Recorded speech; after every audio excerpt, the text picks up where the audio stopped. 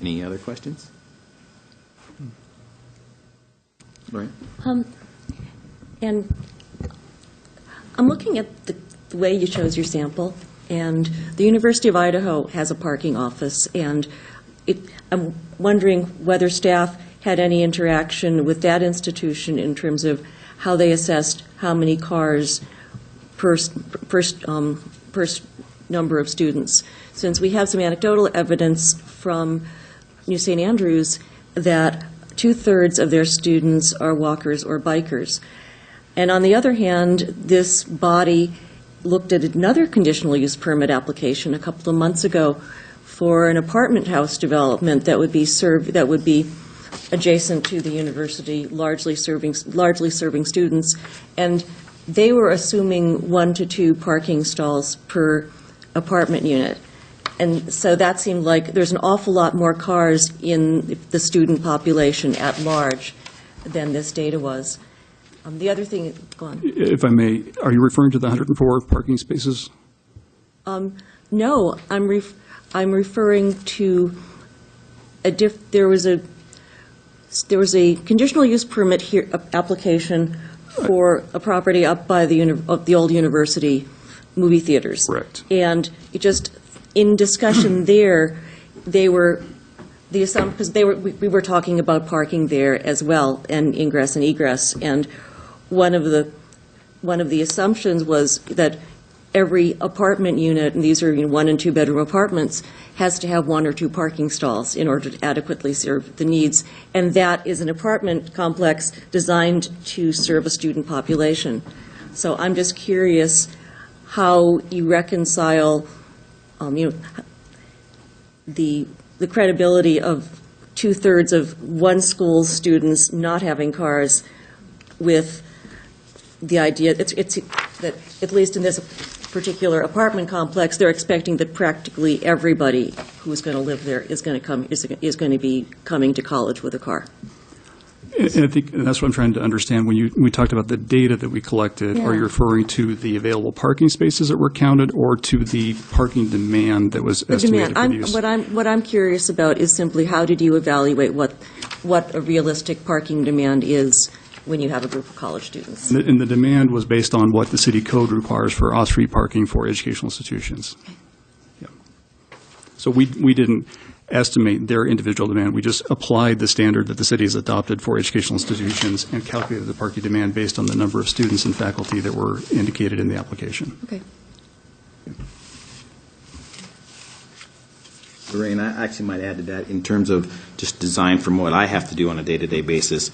On a residence, you're going to assume that a person, all their vehicles are always there, whether they drive to work or to school or whatever, versus someone may walk to a restaurant or they may walk to school. So that car may not always go to the destination spot, but it's always going to be parked at home at some point. So that would make a little difference as to why the demand at a residence would be different than demand at any business. Thanks. I would like some clarification on NSA's current parking lot on Jackson. How far is that from CJ's, and is that parking lot going to stay only relevant to their current location, or will that I believe that parking lot is definitely within the half-mile distance. I believe the parking lot contains more parking stalls than are required for their current CUP, so they could dedicate a certain number of stalls there to satisfy the requirement at this facility, if they chose to do so. And do we know what the future plan of their current institution location is? As in what way? NSA, where they're holding classes right now. What's going to happen in the future when they have their new facility with that space? So they have a cap on enrollment in that location, and there's a parking mitigation that is required in very same fashion. Calculation was done for what a typical commercial use of that building would require, and they were required to provide the difference in that instance. Okay. So in that instance, I think it was 42 parking spaces that were required for mitigation in that location. and they receive the CUP for that to be served in those parking lots. And I believe there are some additional spaces that they've been leasing, having EMSI use that potentially could be used, but that would be up to the applicant to decide if this was approved with this condition, they would have to determine how they're going to satisfy that condition of approval. Okay, thank you. It's actually a further clarification for me, kind of a combination of what the two ladies said in terms of determining the demand for both locations. The 47 that we came up with on the latter slide, is that the demand for this new structure? Correct. So that is in addition to Yeah. what's already there. Correct. So, okay, just wanted to make sure that we were talking about two spaces, not one combined. Correct. Yeah, each conditional use permit is proprietary to that individual property. So the parking requirement for the existing New St. Andrews campus is a separate conditional use permit versus this one. As a new facility, they'd be required to have another parking mitigation based off of city code.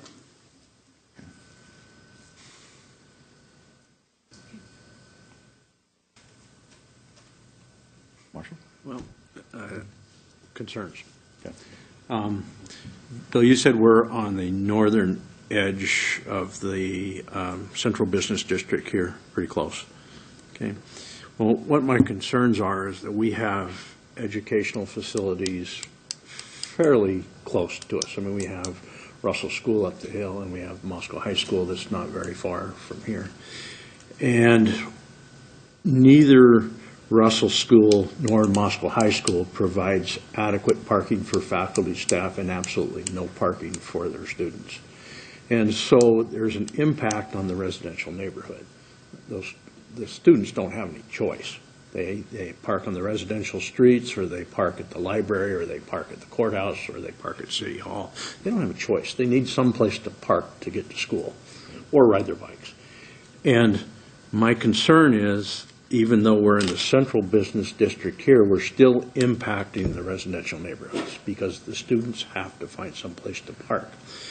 And it's almost precedent setting that if we have another educational facility come into the central business district, what would we do for their parking requirement? Would we again, in my opinion, not have adequate parking for the students? So we're compounding the problem time and time again.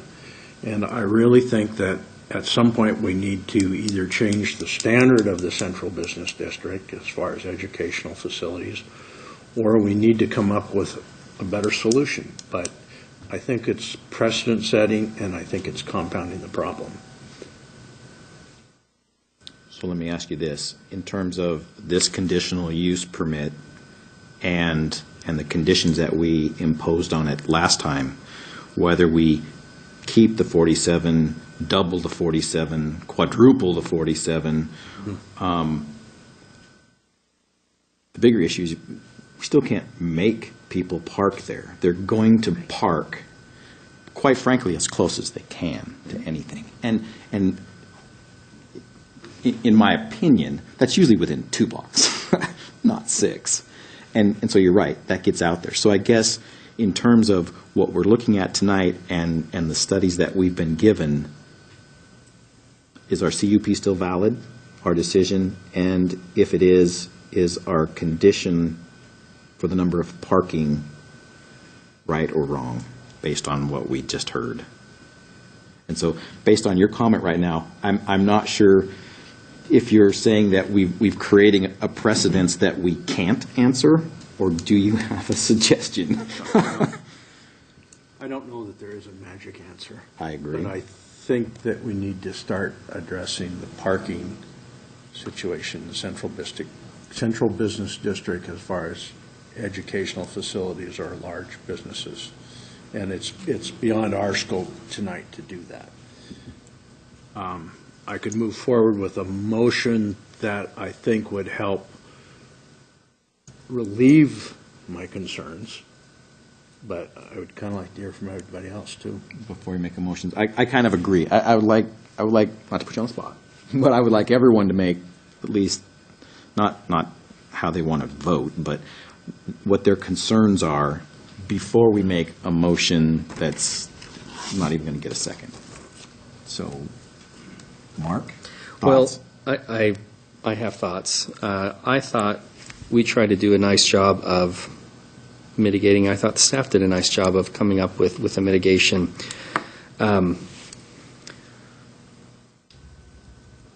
As I see it, there are two camps. There are people who want it here, and there are people who don't want it here. And it doesn't matter what goes into that building. We're going to be sitting here having the same discussion no matter what. We heard, in fact, I think all of the testimony, if I'm not mistaken, related to parking. I don't recall anything that didn't relate to parking, and so parking's a problem no matter what happens. No matter what goes into that building, parking's going to be a problem. I recall at our last meeting, staff, there was some discussion about if you provided a number of bicycle spots, you could reduce the number of off-street parking spots, I think by up to 10, I want to say, something like that.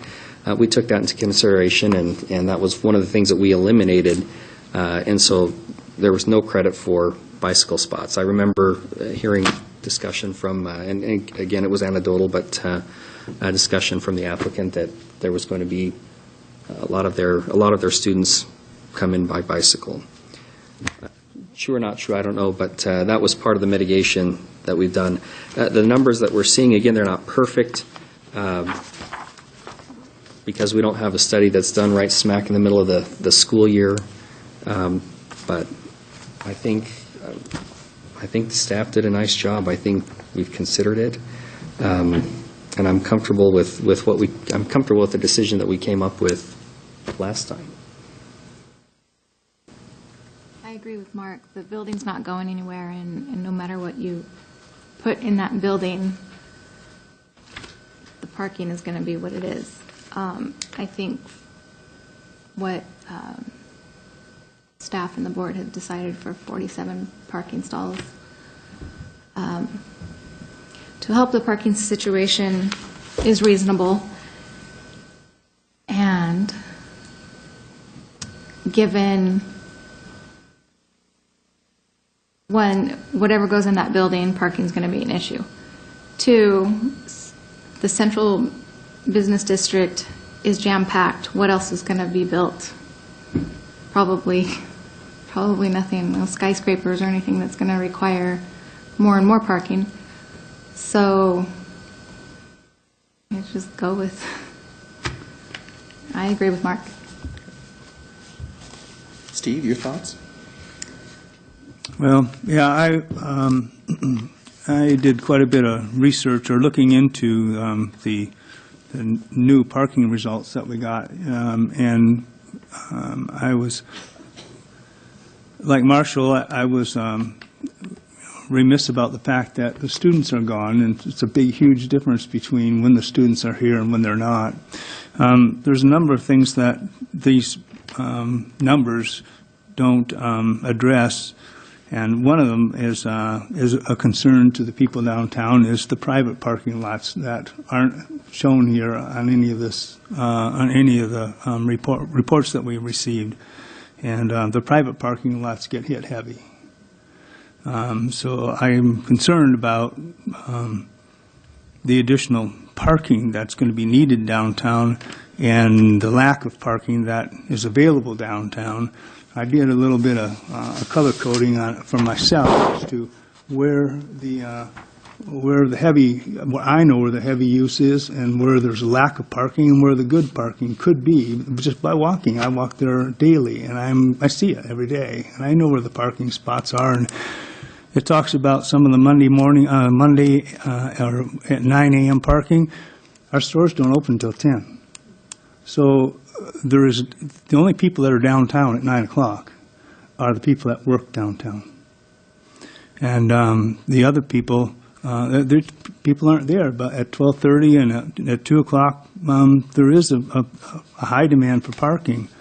And the only street that I know that has a lot of good available parking is Jackson Street, and that's only on one side of the street in this area that they researched. And it's the only street that has parking on a regular basis is Jackson Street. The rest of it's really pretty tied up. On the last few days, I've taken a walk downtown, and I would see, I counted on a regular basis 28 parking spots, and there were 7 parking spots in those 28 parking. That's 24%.